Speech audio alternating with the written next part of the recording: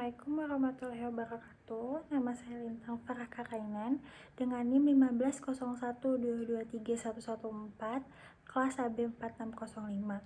Video ini saya buat untuk memenuhi asesmen 1 mata kuliah Lembaga Teknologi Keuangan, dan saya akan membahas buku berjudul Perencanaan Keuangan. Bab 1. Setiap tahapan dalam kehidupan manusia, mulai dari lahir sampai meninggal, selalu memerlukan biaya untuk memenuhinya dalam rangka mempertahankan hidup dan berkembang. Kebutuhan dimulai dari kebutuhan terhadap diri sendiri maupun kebutuhan karena telah berpasangan sampai memiliki keturunan. Kebutuhan semakin lama bukan semakin murah, semakin sedikit, semakin sederhana, tetapi justru sebaliknya, semakin banyak, semakin mahal, semakin beragam, dan semakin kompleks. Diperlukan skala prioritas untuk memenuhinya, karena alat yang digunakan untuk memenuhi serba terbatas, sedangkan kebutuhan kita tidak terbatas. Untuk itu diperlukan perencanaan, pelaksanaan, dan pengontrolan agar tujuan hidup kita dapat tercapai. Jadi apa itu rencana dan apakah yang akan terjadi jika tidak ada perencanaan? Perencanaan merupakan proses penetapan tujuan, strategi pencapaian tujuan, serta langkah-langkah teknis yang dilakukan sehingga tujuan tersebut dapat tercapai dengan efektif dan juga efisien. Orang sering tidak menyadari betapa pentingnya perencanaan tersebut dan cenderung melakukan sesuatu tanpa perencanaan. Bahkan sesuatu hal yang telah direncanakan belum tentu akan berjalan mulus sesuai dengan harapan dan mungkin akan mengalami gangguan pada saat pelaksanaannya, apalagi sesuatu yang tidak ada perencanaannya gitu. Apabila sesuatu kegiatan dilaksanakan tanpa perencanaan, tentunya akan memiliki resiko yang lebih banyak dan lebih tinggi dan mendapatkan gangguan pada saat pelaksanaannya. Kesimpulannya, baik kegiatan kecil ataupun besar memerlukan perencanaan agar diketahui tujuannya, cara mencapainya, hambatan yang timbul, solusi pemecahannya, sehingga tujuan dapat tercapai. Dengan gaya hidup yang membuat kondisi keuangan selalu tidak mencukupi, lalu godaan untuk menjadi konsumsi sangat kuat, sebaiknya diutamakan kebutuhan daripada keinginan. Kita harus memilah antara kebutuhan dan keinginan dan kemudian mengambil keputusan yang bijak untuk memprioritaskan kebutuhan di atas keinginan. Secara umum, kebutuhan dasar manusia terdiri atas 1. Kebutuhan fisik, yaitu makanan, pakaian, dan keamanan. 2. Kebutuhan sosial, yaitu memiliki seseorang dan kasih sayang. Yang ketiga, kebutuhan individual, seperti pengetahuan dan kemampuan mengekspresikan diri. Ketika kebutuhan ini muncul, maka manusia akan mencari objek yang dapat memuaskan kebutuhannya. Namun jika hal itu tidak ditemukan, maka manusia akan berusaha mengurangi tingkat kebutuhannya dengan menggunakan apa yang ada dalam jangkauan kemampuannya. Di lain pihak, keinginan merupakan pengembangan kebutuhan yang dibentuk oleh lingkungan, budaya, dan pengalaman pribadi masing-masing individu. Semakin banyak manusia terpapar oleh informasi dan keberagaman objek, maka akan semakin banyak juga keinginan yang timbul. Manusia mempunyai kebutuhan yang sempit, yaitu kebutuhan dasarnya, namun memiliki keinginan yang tak terbatas. Keinginan yang terbentuk dari pola referensi seperti ini hendaknya dapat disikapi secara objektif dalam mengambil keputusan apakah akan menerima pola referensi sebagai kebutuhan atau dapat mengartikannya sebagai keinginan yang dapat ditunda. Penetapan prioritas kebutuhan akan sangat membantu membangun kedisiplinan dalam mengambil setiap keputusan untuk pengeluaran. Memang tidak mudah, bahkan sekali menimbulkan ketidaknyamanan. Dengan membiasakan diri untuk mengendalikan keinginan akan memberikan hasil kesejahteraan hidup keluarga yang mapan, yang dapat menyesuaikan diri dengan penghasilan dan peroleh dari usaha dan pekerjaan yang wajar, terhindar dari kesulitan akibat biaya gaya hidup lebih besar daripada penghasilan. Bab 2. Kita memiliki kemampuan keuangan yang bukan kemampuan tanpa batas.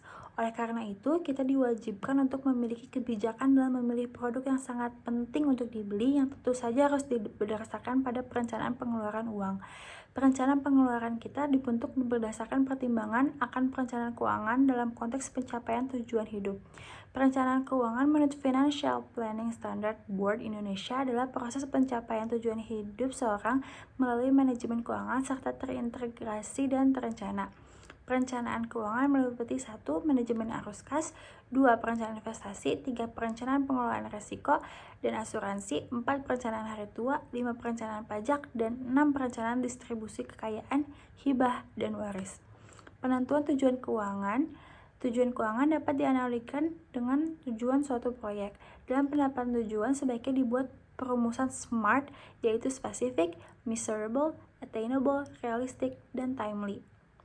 Dalam pendapatan tujuan keuangan, suatu hal tidak boleh dilupakan adalah konsep bahwa nilai uang 1.000 pada masa sekarang tidak sama dengan nilai uang 1.000 pada beberapa tahun ke depan.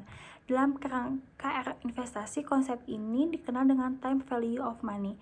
Ini adalah konsep yang sangat tua tapi masih sangat berguna hingga sekarang. Konsep ini kita gunakan untuk menghitung berapa nilai uang yang kita targetkan pada masa mendatang. Faktor yang dominan untuk diperhitungkan adalah inflasi. Artinya jika biaya pembuatan tugas akhir pada masa sekarang adalah 10 juta, maka akibat inflasi jumlah yang dibutuhkan tersebut akan menjadi bertambah yang membuat harga barang semakin mahal, artinya nilai uang menjadi semakin melemah. Dalam mempersiapkan tujuan keuangan, faktor inflasi memang sangat penting untuk diperhitungkan karena negara kita termasuk negara dengan karakter inflasi yang dinamis. Setiap tahun kita mengalami inflasi sebagai akibat perkembangan ekonomi makro. Setelah kita melakukan penentuan tujuan keuangan, maka kita harus memeriksa kondisi keuangan saat ini. Hal pertama yang perlu dilihat adalah mendata arus kas. Laporan arus kas adalah pencatatan seluruh uang masuk dan uang keluar setiap harinya, sehingga diperoleh kesimpulan bagaimana posisi kas setiap bulannya. Catatan arus kas sebaiknya ditulis dalam catatan arus kas yang benar. Catatan arus kas sebaiknya dibuat dengan teliti dan teratur. Semakin detail akan semakin baik, karena dari catatan ini kita bisa menganalisis pos-pos pengeluaran mana yang terlalu besar yang mungkin bisa kita kurangi sehingga dapat menambah tabungan. Dari catatan ini juga kita dapat melihat berapa besar defisit pemasukan sehingga harus dicarikan penghasilan tambahan. Jadi ketika ada jarak antara pemasukan dan pengeluaran, ada dua alternatif jalan yang bisa ditempuh. Yang pertama, mengurangi pengeluaran atau mencari tambahan pemasukan. Setelah laporan arus kas, ada laporan kekayaan bersih atau neraca pribadi. Neraca mencatat seluruh harta yang dimiliki sebagai aset dan utang yang masih menjadi kewajiban untuk dilunasi. Lalu menghitung berapa selisih antara aset dikurangi utang, sehingga hasilnya adalah angka berapa kekayaan bersih yang dimiliki. Setelah diperoleh data pola arus kas dan kekayaan bersih, maka selanjutnya kita evaluasi bagaimana kesehatan keuangan itu sendiri. Ada 7 macam rasio, yaitu rasio likuiditas, rasio lancar, rasio tabungan, rasio utang, rasio pelunasan, atau rasio solvensi. Semua rasio tersebut bukanlah harga mati yang harus dipenuhi semuanya sekaligus. Dalam tahapan kehidupan tertentu ada kalanya beberapa rasio tidak dapat dipenuhi secara ideal, namun masih cukup dapat dimasukkan sebagai toleransi. Jika satu rasio melemah, maka seharusnya ada alternatif yang dipersiapkan agar resiko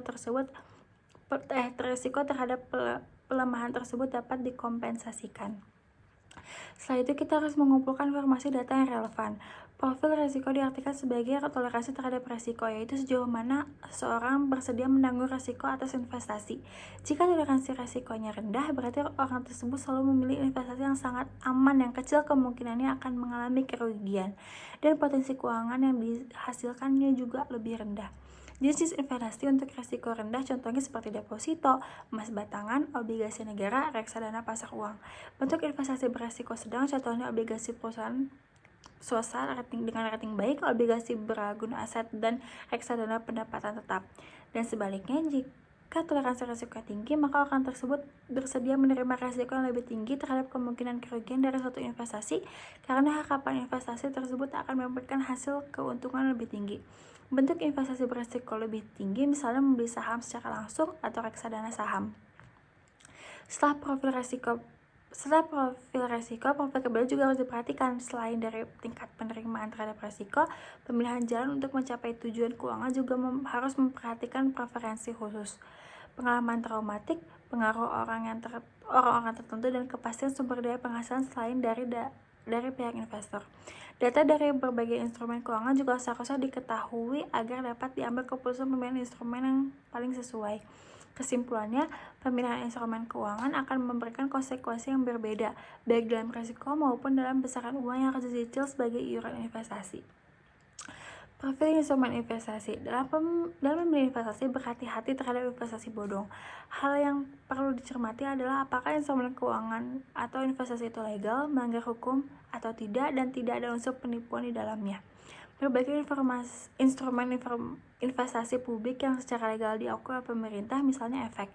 Efek adalah surat berharga, yaitu surat pengakuan utang, surat berharga komersial, saham, obligasi, tanda bukti utang, unit penyertaan kontrak investasi kolektif, kontrak berjangka atas efek, dan setiap derivatif dari efek. Namun demikian, tidak semua efek harus diperdagangkan di bursa efek. Ada beberapa jenis efek yang boleh diperdagangkan di luar bursa efek, misalnya obligasi atau surat utang tertentu. Ada juga efek yang hanya boleh diperdagangkan di bursa efek, misalnya saham.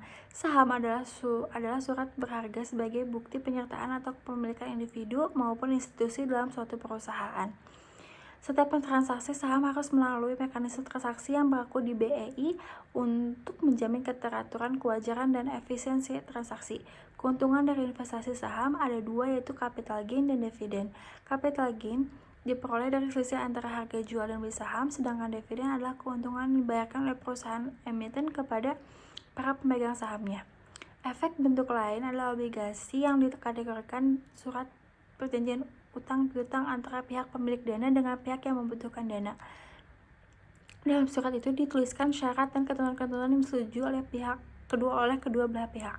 Lazimnya tertera berapa besar utang, besar kupon, tanggal jatuh tempo kupon, dan tanggal jatuh tempo pokok utang yang disepakati. Berikut konsekuensi jika terjadi gagal bayar dari pihak yang berutang. Obligasi ini bisa diterbitkan oleh perusahaan swasta maupun pemerintah sebagai pihak yang berutang. Beda dengan saham, maka harga obligasi tidak berubah sedinamis saham karena proses jual belinya juga tidak semudah saham. Selain itu, penempatan dana dalam bentuk obligasi seringkali dalam satuan harga yang cukup besar, sehingga tidak mudah mencari investor-investor yang berminat untuk bertransaksi di secondary market. Keuntungan dalam investasi obligasi adalah diperolehnya kupon, dan jika investor berhasil menjual obligasi di secondary market dengan harga lebih tinggi dibandingkan harga pembelian. Resikonya juga ada, yaitu kegagalan pihak meminjam uang untuk melunasi utang dan kuponnya. Instrumen investasi keuangan lainnya yang diawasi oleh otoritas jasa keuangan adalah reksadana. Dari kosakatanya, reksa berarti memelihara dan dana berarti sekumpulan uang. Jadi reksadana adalah secara harfiahnya berarti sekumpulan uang yang dikelola tentunya untuk suatu kepentingan bersama. Definisi reksadana adalah wadah yang dipergunakan untuk menghimpun dana dari masyarakat pemodal untuk melakukan atau selanjutnya diinvestasikan dalam portofolio efek oleh manajer investasi. Jadi dalam hal ini, semua uang yang dikumpulkan oleh manajer investasi dari para investor akan dikelola oleh manajer investasi ke dalam berbagai aset dengan tujuan untuk menghasilkan imbal hasil dari yang dapat dikembalikan kepada para investornya. Ada beberapa jenis reksadana yang diklasifikasikan berdasarkan jenis efek yang dikelola oleh manajer investasi, yaitu reksadana pasar uang, reksadana pendapatan tetap, reksadana campuran, dan reksadana saham. Beberapa produk reksadana juga saat ini sudah bisa dibeli dan dijual online dengan minimal penempatan dana sejumlah 100.000. Hal ini memudahkan para investor yang ingin investasi secara teratur dengan besaran investasi yang lebih kecil. Alokasi aset. Setelah memahami beberapa alternatif investasi, ada baiknya melakukan diversifikasi jenis investasi. Jadi investasi dilakukan dalam beberapa untuk instrumen investasi. Misalnya reksadana pendapatan tetap dicampur dengan saham. Pencampuran ini dilakukan dengan tujuan untuk meminimalkan risiko. Dengan demikian, jika terjadi suatu institusi yang terjadi situasi yang mengakibatkan harga obligasi turun tapi harga saham dari emiten di industri tertentu tidak terimbas, maka risiko kerugian di instrumen obligasi masih dapat ditutupi dengan kinerja di instrumen saham. Demikian juga misalnya jika terjadi suatu hal yang membuat pasar uang nilainya turun tapi obligasi tidak terganggu, maka risiko di instrumen pasar uang dapat diperkecil oleh kinerja di obligasi. Pemilihan ramuan alokasi aset saat ini tentu saja disesuaikan dengan juga waktu investasi dan profil toleransi terhadap risiko. Membuat rencana keuangan, pelaksanaan, dan review. Selain risiko kerugian dalam investasi, kita juga perlu mempersiapkan perlindungan terhadap risiko yang terjadi dalam langkah kehidupan yang dapat menimbulkan kerugian keuangan, juga yang dampaknya dapat membuat hasil investasi yang menjadi terganggu. Misalnya risiko jika kita atau orang tua kita terserang penyakit yang membuat harus dirawat di rumah sakit dalam waktu lama dan butuh biaya yang besar, atau risiko kematian orang tua, atau risiko kecelakaan yang membuat aset sepeda motor atau mobil jadi tidak dapat dipakai lagi untuk kegiatan operasionalnya. Risiko-risiko semacam ini tidak dapat diramalkan kapan akan terjadi, tidak juga dapat dihindari, namun dapat diantisipasi penanganannya dengan upaya meminimalkan kerugian yang diakibatkan. Salah satu produk perlindungan yang dapat digunakan dalam hal ini adalah asuransi. Asuransi adalah perjanjian antara dua pihak, yaitu perusahaan asuransi dan pemegang polis, yang menjadi dasar bagi penerimaan premi oleh perusahaan asuransi dengan imbalan untuk memberikan penggantian kepada tertanggung atau pemegang polis karena kerugian, kerusakan, biaya yang timbul, kehilangan keuntungan, atau tanggung jawab hukum kepada pihak ketiga. Secara umum, jenis usaha perasuransian ada 3, yaitu asuransi kerugian, asuransi jiwa, dan reasuransi. Prinsip asuransi ini sendiri sebenarnya adalah prinsip ekonomi untuk menggantikan nilai ekonomi seseorang yang hilang atau berkurang akibat terjadi suatu resiko yang tidak diharapkan. Sebenarnya dalam menghadapi tantangan kehidupan seperti inilah diperlukan kompetisi perencanaan keuangan yang mumpuni untuk membantu kita mencari solusi dalam mencapai tujuan keuangannya. Bab 3. Di era digital ini, semua aktivitas kehidupan manusia seolah-olah ingin di-capture dalam media digital, tak terkecuali dalam hal perencanaan keuangan. Pada masa sekarang ini, banyak portal, aplikasi, maupun media sosial yang menyediakan bentuk digital untuk membuat perencanaan keuangan. Hal ini tentu sangat membantu, misalnya dalam membuat target keuangan secara periodik, untuk mencatat pengeluaran dan penghasilan, untuk membuat anggaran dan neraca kekayaan bersih.